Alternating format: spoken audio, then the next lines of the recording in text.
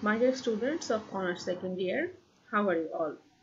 I am Shaila Parveen, Assistant Professor of English Department, back again. Today I am going to discuss from History of English Literature course, and the period that I am going to discuss with you is Restoration period of English Literature.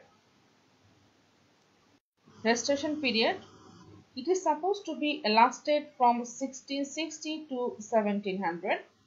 Please do remember that there is no clear-cut deviation of one period from another period. Historians mark the beginning and the end of each era for the sake of discussion, and often each era overlaps the next era. Students, in this lecture, we will know about the term called restoration, why a particular incident of history is called restoration, what are the social, religious, and political incidents for which restoration took place, and we will also know some incidents that took place during the restoration period.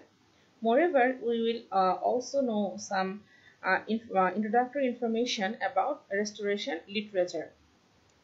Students, a question may come to your mind that why should we study history when we study literature? Here is the answer of your question. One of the most important and interesting aspects of literature is the way that it both responds to and is inevitably shaped by the political context in which it is written. Because the people who live through the periods cannot keep themselves aloof from the time and the incidents that take place in that era. That is why we need to study history when we study literature of a particular period. Restoration period. The name Restoration comes from the crowning of Charles II, which marks the restoring of the traditional English monarchical form of government in England in 1660, following a short period of rule by a handful of republican governments. The restoration of English monarchy began in 1660 when the English, Scottish, and Irish monarchies were all restored under Charles II. It is said to be continued up to the end of the 17th century. The term restoration is used to describe both the actual event by which the monarchy was restored and the period of several years afterwards in which a new political settlement was established. It is very often used to cover the whole reign of Charles II from 1660 to 1685 and often the brief reign of his younger brother James II from 1685 to 1688. In certain contexts, it may be used to cover the whole period of the latter Stuart monarchies as far as the death of Queen Anne and the accession of the Hanoverian George I in 1714. Now, I will discuss the background of Restoration period, religious and political background. For almost 1,000 years, Rome influenced the Church of England. In 1534, King Henry VIII adopted its own form of Catholicism, namely Anglicanism. During the 17th century, the whole of Europe was inflamed with war and under a constant struggle to establish a unified church under a unified empire. The Holy Roman Empire was slowly losing its grip and on distant countries like England. During the reign of Stuart King Charles I, there grew a strong conflict between the Parliament and the King over the power of the king issue. The king thought that he was nominated by God, so his action should not be questioned. But the Parliament thought that there should have some limits of the power of the king. Again, there were deep divisions over the religious practices, forms of worship, and organizational structure of the church between the king and the Protestant reformers. And finally, these divisions between the Protestant reformers or the Puritans and the king led to the breakout of the Civil War in 1642. Charles II was accused of treason and finally beheaded in 1649, and this incident was a formal ending of English monarchical rule in England for the time being. The restoration of monarchy. After the killing of the king, a Puritan commonwealth under the leadership of Oliver Cromwell was formed. After the reign of the Parliament for about 11 years, the Stuart King Charles II was succeeded in the English throne in 1660 by the Parliament.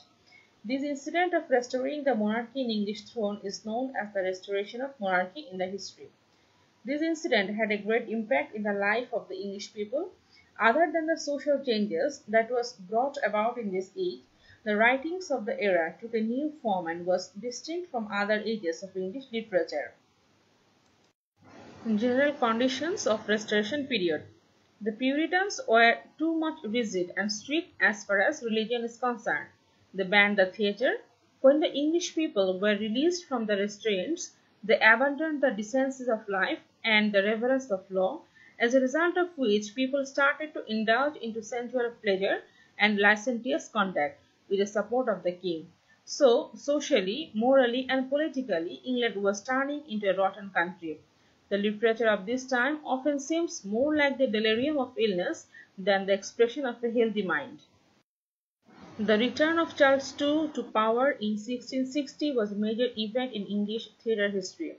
As soon as the previous Puritan regime's ban on public stage presentation was lifted, the drama recreated itself quickly and abundantly. The writers of the period correctly portrayed the lives of the generation, which reflected the immorality and violent excess of the time. The literature was rationalistic and reflected the practice of that time. Literary trend of Restoration era. The Restoration comedies were different from the romantic comedies of Shakespeare. Rather, they were realistic, represented life as it was. Heroic plays replaced the Elizabethan tragedies. Both comedies and tragedies presented the manners and the ways of life of the then people. The Restoration poetry was marked by realism and intellect. In a word, we can say that the general trend of literature of that period was satirical. The authors satirized the contemporary manners either in prose or in verse. Political conditions of Restoration period. Crowning of King Charles II did not ease the political tension of England. The king did not have a legitimate issue to become heir to the throne. That implied that the crown would pass to his Catholic brother James II, which in turn incited the fear among the people of absolute rule, popery, slavery, and subjugation to the Roman Catholic Church. The Glorious Revolution. King James II brought many tensions among the people of England because of the political changes that he made while he reigned as king. Coming into power as a Catholic, he allowed Catholics to hold place as officers in the armed forces in November 8, 1685. Next, the king suspended the Test Act and therefore allowed him to appoint Catholics as members of his council.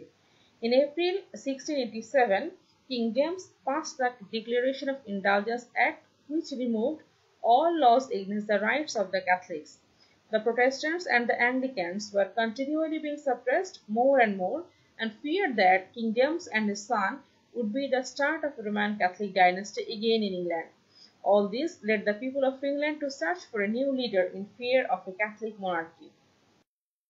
At that time, there were two political parties in England, the Whigs and the Tories. Both the parties were devoted to the Anglican Church, so when the king conspired to establish Catholicism again in England, many politicians were on a mission to remove King James II from the throne. In order to do this, they invited William of Orange, the husband of Mary, the daughter of King James II, to invade England and throw James II out of the throne. In November 1688, King James's regime had collapsed and he fled away from the country with his wife. There were very few casualties, no major battles, and the invasion was very short. And therefore, this revolution is sometimes referred to as the bloodless revolution or glorious revolution in the history of England. Okay, dear students, that is in short the history of Restoration period, the social and political background, and some incidents of Restoration period in short. Thank you very much for listening.